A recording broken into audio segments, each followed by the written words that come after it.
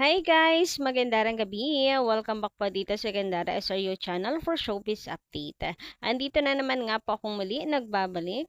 Ang nagmamaganda at nag-iisa ninyong nagmamaganda, wala nang iba, si Ganda. Upang magatid sa inyo ng latest update and fresh happenings patungkol kay Kim Chu and Paula Avellino. And syempre para sa gabing ito, ang pag-uusapan natin ay tungkol dito sa bahay at talaga namang sunod-sunod at walang katapusan, walang humpay na kilig, na ayuda, na sweetness ng Kim Pao. Yes, deserve natin yan. Dami ba namang mga ano sa paligid, 'di ba? Nagkakalat ng naghahasik ng kadiliman. Naghahasik ng kadiliman. Naghahasik ng bad vibes ay deserve natin yung mga ganitong balita para masupalpal naman sila. Actually, malaking sampal nga to sa kanila kasi si Kim and Paolo bumabasag mismo sa kanila. Hindi na natin kinakailangan magsalita at patulan sila kasi kilos pa lang ng Kim Pao, abay, supalpal na sila.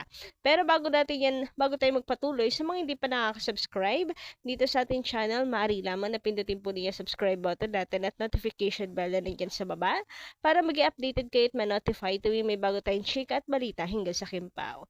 Mas na mga balita na may kinalaman kina Kim Chiu and Paolo Avellino, sagot na natin yan. And unahin nating pag-usapan ng komento ni Madam Norma Dayag. Katanungan kasi niya dito, what if nga matapos na yung Kim Pao, for example, di na magkaka-project ulit, buwagin, maisipan ng EBS na buwagin ang Kim Pao.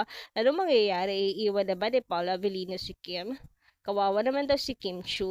Grabe naman ang advance yung mag-isip ha, tapos negative. Okay lang naman mag-advance, pero yung happy naman. Grabe naman kung advance tapos negative agad. Hindi, yung tipong hindi pa nangyayari, stress na agad kayo. Kung naghahanap kayo na i-stress ninyo, promise. Sabi dito ni Madam Norma Dayag, tama ka. Kamaong, ano ba yung kamaong?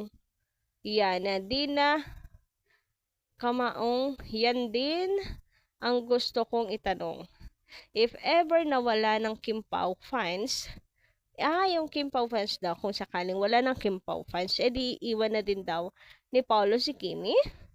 Parang hindi naman, imposible naman mawawala ang Kim Pao fans. Even naman yung mga dating love teams na buwag na ngayon, meron pa ring fans. Kung kayo, magpapabuwag kayo, nasa inyo din yan. Kung magpapabuwag kayo, basta ako, mag-i-stick ako. Sabi pa dito, di iwan na yan ni Paolo si Kimi. Diyos me. Anong just? Just pala. Magkadugsong. Kala ko just me. Just my point of view. If ever na hindi na sila magtambal, di iwan na siya ni Paolo. Di kawawa naman si Kimi. So, let's just hope na before na maglaylo ang Kim Pao dapat magpakasal na sila. Ay, need na assurance, madam.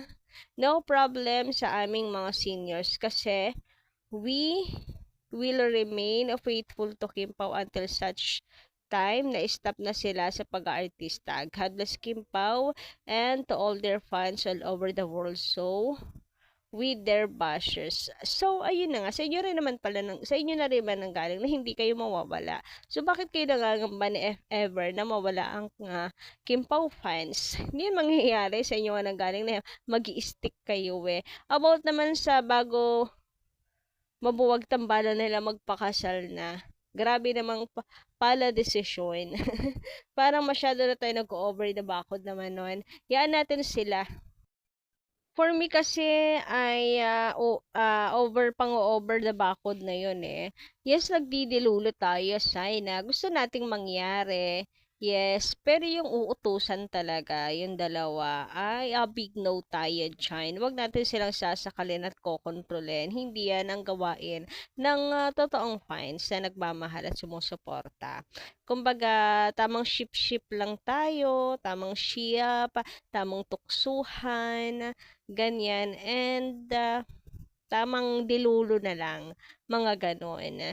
Kung may nararamdaman naman talaga sila sa isa't isa, di doon din naman yun papunta. Wala pong dapat na ipangamba, kumbaga. Ako kasi, happy shipping lang. Ayan, masaya ako na shini-ship silang dalawa. Pero sobrang saya ko lalo kapag ka talagang yung ship ko ay yung dilulo ko. Abay, mukhang totoo nga. Grabe talaga yung saya ko ay hindi talaga makatulog. And ganun din for sure yung iba dito. Na kapag ka yung dilulo nila, yung ship nila, ay mukhang totoo nga. Meaning pumapabor sa atin yung tadhana. So, doon na lang ako sa sana paboran tayo ng tadhana pagdating sa future ng dalawa. Kung kailan man yun, ay sila na nakakalam.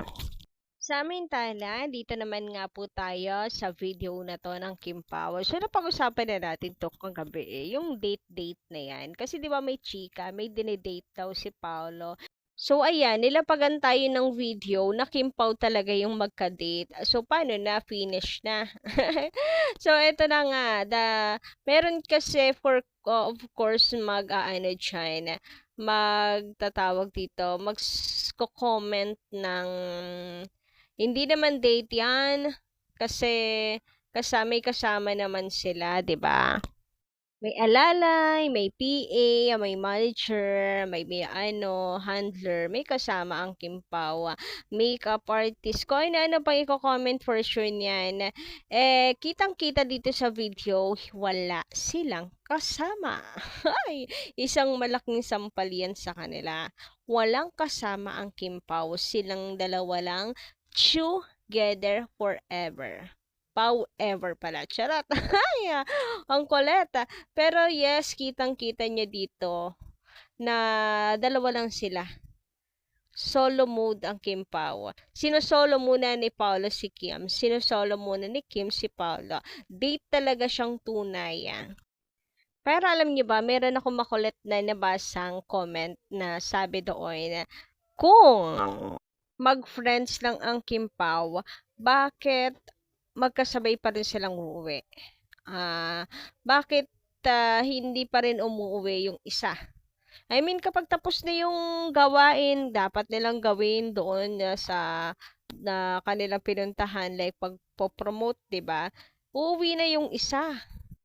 Pero hindi daw talagang may time pa sa pang-shopping and magkasama pa talaga silang dalawa. Hoy, grabehan. Pwede namang hindi na sila magkasama, Chan, di ba? Si Kim na lang kung gusto niya mag-shopping. Tapos may kasariling buhay at mundo si Paula Avellino. O di kaya naman, ayun nga, may chaperone. Pero walang chaperone. Silang dalawa lang talaga to. As in, date talaga to. Wala nang makukuda yung mga bashers dyan. Kasi literal, date na po talaga to. Isang malaking sampal sa kanila kasi wala na po silang maibabato pa dito. Wala na, finish na. Samantala, sabi naman na Andre Dandan, shout out at magandang gabi. Matuwa na tayo. Harap-harapang sinagot ang tanong kung magdi-disappear sila. Sagot ni Kimi sa utak ni Paulo kasi alam na alam at ramdam ang love ni Paulo kaya utak para lagi siyang isipin ni Paulo. Sabi naman dito, sagot naman ni Paulo kahit saan basta kasama si Kimi. Kulang pa ba ang mga sagot na yan para pagdudahan ng relasyon? Tumigil na mga bashers, hindi kayo magtatagumpay, sirain ang samahan at pagmamahal ng Kim Pao. So, ayun na nga. Ano talaga? Unay na. Iba na talaga yung batuhan. Si Kimi, sabi ko sa inyo, parang sanay na ako na ma-jokes talaga si Kim. Pero si Paulo, hindi ako sanay. And knowing, sabi ni Paulo Avellino, pagdating kay Kim, hindi niya pinafake. So, ayan, date silang dalawa. Basta kasama si Kim, for the go siya. Kaya nga may video pa ang Kim Pao na for the sunod lang siya kay Kimi. Grabe, in love na in love talaga ang Paolo. Mahahalata mo talaga sa kanya. Anyway, sabi naman ni Mila Carilla dito, maganda ring gabi Nanay Mila, shout out. Dapat walang iwanan, hindi dapat mawasak ang Kimpaw. Todo support lang tayo, wala silang karapatan na masira ang Kimpaw. Ibigay sa Kimpaw, good heart. Ay good support lang tayo mga fans. Solid Kimpaw, God bless. Pray always. Love fine, solid Kim Pao. Yes, wala mang sino mang may karapatan na siraan sila dahil kung ano naman po ang kanilang narating, yun po ay dugot pawis nila. Kumbaga pinaghirapan nila, kaya deserve nila yun. Kaya sino ka para sirain yung mga pinaghirapan nila? Ano rin kayo, galaw-galaw din. Hindi yung ibababa niyo yung taong nagsikap naman. Di ba? Lalo na si Kim, napakasipag kaya niyan. So, kayo guys, ano yung masisay pa tungkol dito? Paki-comment ka lang po dyan sa baba. And don't forget to click the subscribe button po ha, notification bell for more updates. Maraming salamat!